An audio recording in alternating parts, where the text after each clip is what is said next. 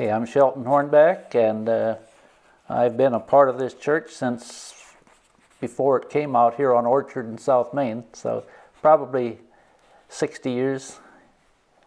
Well, for one thing, God is love, and love is God. It's just, they're interchangeable.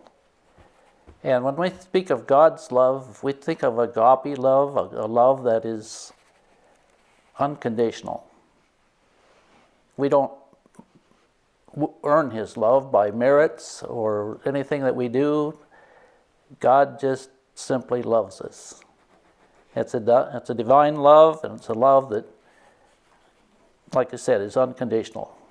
John 3:16 says, "For God so loved the world that He gave His only begotten Son, that whosoever should believeth in Him should not perish but have everlasting life." And so when we think of an unconditional love, we know that it's whoever believes. So whether Jew or Gentile, slave or free, red or yellow, black or white, God loves them all. Yes, and He's not, like I said, He doesn't withhold His love because of something we've done that disappoints Him. He's just His love. There were several people. If I go back in my earlier stages of my life, I think of how God's love was displayed or demonstrated. I think of my own parents, and I don't think my dad had been a Christian many years, and they were seeking to grow in God's love and to know Him more fully, and so they were very faithful in church attendance.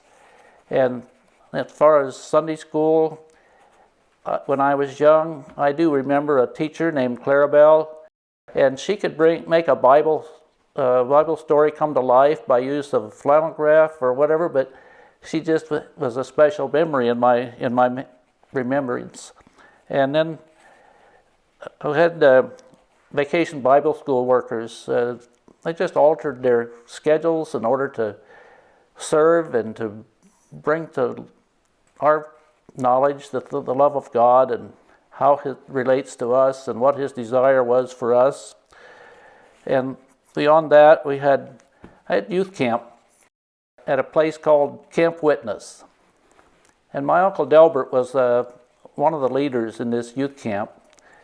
And he was just a special guy, and he just was able to demonstrate God's love in ways that we knew his experience was authentic. I think something that might relate here at Trinity was I always thought it would be nice if I could introduce Delbert to my church family. In a sense I can, because I always felt like Dr. Bob Bremner and my Uncle Delbert had the same spiritual DNA.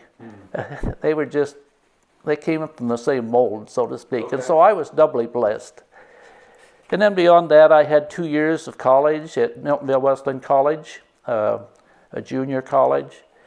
And of course, I had Christian professors and administrators, dorm parents, roommates that I'll cherish their memories forever. And it was just 2 years of Bible courses, and I didn't have a guidance counselor in a small school that I went. I didn't really go to college with anything particular in mind.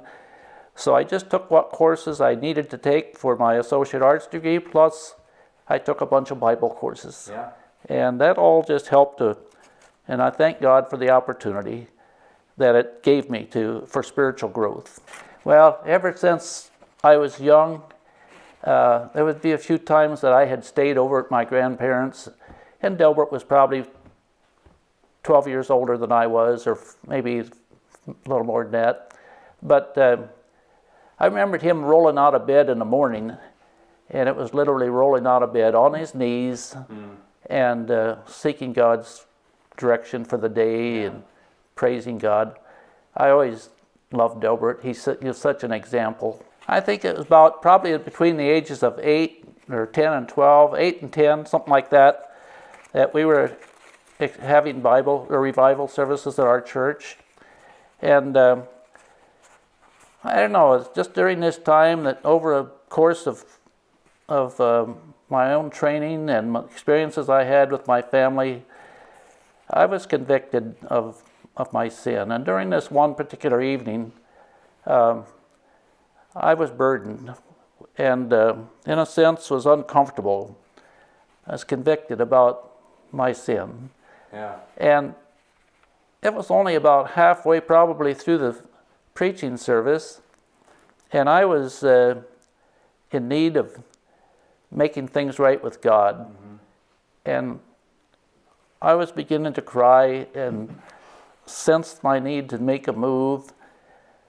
I didn't have the courage to get up during the middle of the service and go down to an altar. So I got up from my seat and went the other way. I went downstairs to my Sunday school room and knelt at a chair and confessed my sins and asked Jesus to come into my heart. Now, I'd never been permitted to leave church without my parents' permission, but I don't know if they were so engrossed in the message that they didn't notice I left or what happened, but shortly thereafter, my mom came down looking for me, and she found me, and she knelt beside me and prayed. Mm. And it was at that point that I experienced the release that I'd been looking for. Yeah. And now my tears were tears of joy. Yeah. And my guilt was gone, and heavenly sunshine flooded my soul. And I can say that because on Sunday nights, a lot of times there was a radio program on our way home from church that a lot of times we'd turn on. Their theme song was Heavenly Sunshine. Okay. And it just seemed like God orchestrated all those things to fit into my life to make me know that I had found the joy that those songs had been talking about. As I've mentioned, throughout a long life, God has been dealing with me, and I continue to grow. And but I think the love of God comes to us in so many different ways. And the love of Christ comes to us no matter what. It isn't by anything that we have much control over. So He loves us whether we're in hardship or in poverty or plenty. Yeah. He loves us in joy or in sorrow.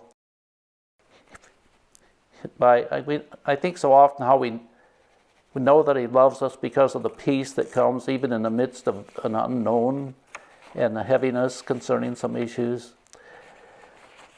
I just like to say that God's love is, He loved me from the start. He loved me clear from the start of my life. He loves me from His heart. Okay. And He loves me. He wants me to be a part of what His love wants to make me. And so, anyway, I think that there's a song that says it all. He says, "Love found a way to redeem my soul. Love found a way that could make me whole. Love sent my Lord to the cross of shame. Love found a way, oh praise His holy name." John chapter 4:19 says, "We love because He first loved us." I always thought that probably meant we loved Him because He first loved us. But the New American Standard Bible just simply says, "We love." I think it's His love that permits us, or enables us to love as we live. Psalm 42:8 says, "Day by day the Lord pours out His steadfast love upon us, and through the night I sing His songs and pray to God who gives me life." That relates to me at this stage of my life. Many nights I lay and sing songs to God and pray to Him who gives us life.